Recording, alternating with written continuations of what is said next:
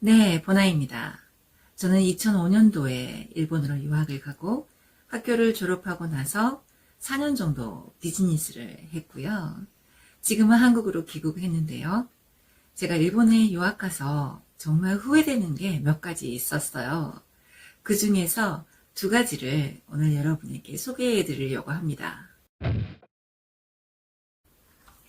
제가 일본에 가서 후회했던 것 첫 번째는요. 내가 정말 정보가 없이 왔구나 였어요. 일본 말만 하면 일본에서 어떻게든 되겠지라는 생각이 정말 무지했던 거예요. 제가 갔던 게 8월 말이었고, 가서 준비하고, 이사하고, 짐 정리하고, 필요한 거 사고, 학교에 적응하고, 그러다 보면은 1, 2개월이 정말 후딱 지나가거든요. 그러고 나서 정신을 좀 차리고 나면 10월이 되는데, 그때부터 일본 대학들은 입학 원서를 교부를 하거나 대학 입학 설명회를 시작하거나 하는 시기거든요. 그런데 저는 그제서야 어느 대학에 가지, 2년제, 4년제, 사립, 공립, 어떤 과를 가지, 이런 고민을 그제서야 하기 시작하는데 이미 늦은 거죠. 소술 준비도 해야 되고, 토플 준비도 해야 되고, 이제 이 유아 시험도 쳐야 되죠. 이런 준비를 하기에는 10월이라는 시기가 너무 늦어버려서 다음 내년 입시 준비 때까지 1년을 더 어학교를 다녀야 하는 상황이 돼버린 거죠. 그런 상황이 돼버리고 나니까 정말 기가 차더라고요. 왜 내가 이렇게 대학 입시 준비를 못하고 왔을까. 보통 일본 어학교는 한 달 수업료가 60만 원 정도 합니다. 그리고 기숙사비가 30만 원 정도, 교통비, 통신비, 식비까지 다 하면 한 달에 150만 원 정도는 적어도 필요하거든요.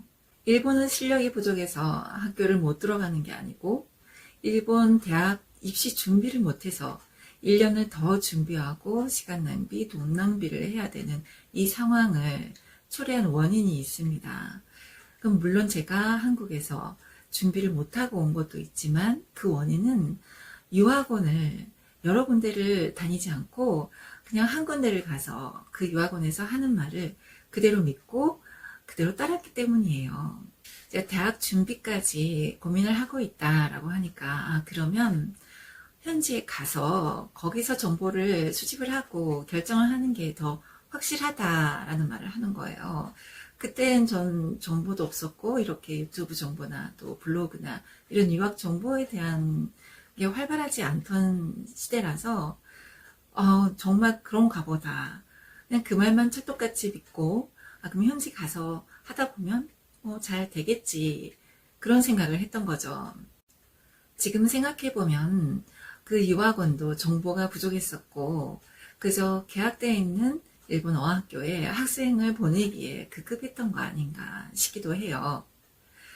그 유학원 직원들 중에서는 물론 유능하고 또 전문적인 지식도 많은 분들이 분명히 계실 거예요.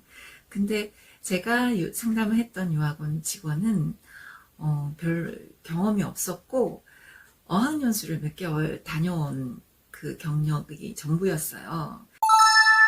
이미 일본에 가버린 후에는 정말 변경할 방법, 취소할 방법 이런 게 없어요.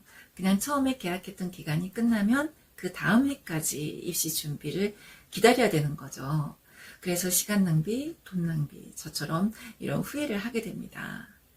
그래서 몇 군데 유학원을 다녀보다가 금방 결정하지 마시고 여러 군데를 다녀보시고 정보를 최대한 수집을 하시는 게 나의 유학길에 도움이 되는 거라고 생각합니다. 두 번째 제가 후회했던 점은 공부 방법이었어요. 한국에서는 주로 독해나 문법 위주로 공부를 했던 것 같아요. 독해 점수가 그래서 제일 높고 듣기가 제일 낮은 거죠. 그런데 일본에 와서 보면 그런 공부 방법이 얼마나 잘못된 것인가 금방 깨닫게 됩니다. 일본어 능력시험 1급을 가지고 있어도 수업에 따라가지를 못하는 거죠. 그래서 저는 궁극의 방법을 고안을 했어요. 교수님한테 녹음을 해도 되겠냐 물어본 거죠. 정말 그거는 안 되는 방법인데 특히 유학생이니까, 특별히 유학생이니까 교수님이 이거 다른 데 쓰는 건 아니지, 녹음했다가 다른 데 쓰는 거 아니지 하시면서 허락을 해주셨어요. 그래서 일일이 교수님을 다 찾아다니면서 허락을 받아서 녹음을 하고 아르바이트 끝나고 집에 가서 다시 한번 그 녹음된 거를 들으면서 복습을 한 거죠.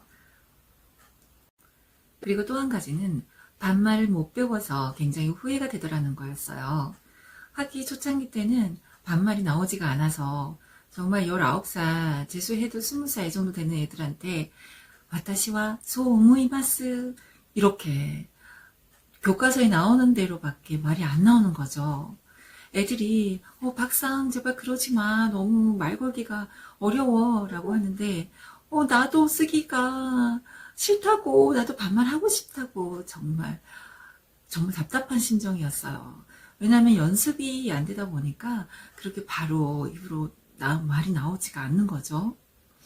그래서 친구들한테 내 이런 말투 딱 한 달만 봐주라. 내가 교과서로밖에 공부를 못해서 반말을 한 연습을 한 적이 없다. 그렇게 하고 정말 한 달 동안 열심히 반말을 연습했던 그런 기억이 있습니다. 그래서 정말 제가 다시 유학 준비를 한다고 하면 듣기를 중점적으로 굉장히 열심히 할 것 같아요. 또 듣기를 하면서 간단하게 일본말로 요점 정리를 하는 연습도 필요하고요. 또 반말을 애니메이션이나 드라마를 통해서 많이 연습을 하고 갈 것 같습니다. 이번 영상은 여기까지고요. 이 영상을 보시는 분들 중에 유학을 준비하고 계시는 분이 계시다면 시행착오가 조금이라도 줄어들기를 바라면서요. 시간 낭비, 돈 낭비 없는 알찬 유학 준비가 되시기를 응원하겠습니다.